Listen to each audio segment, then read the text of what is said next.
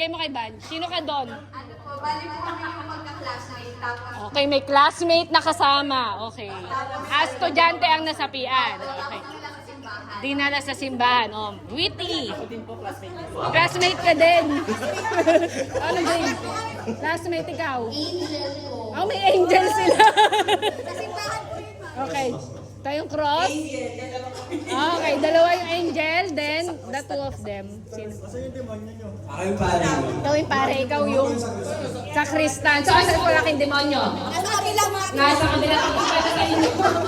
So, wala kayong demonyo, sinasabihan yung Hindi kasi sinabi, sumabi din nuno.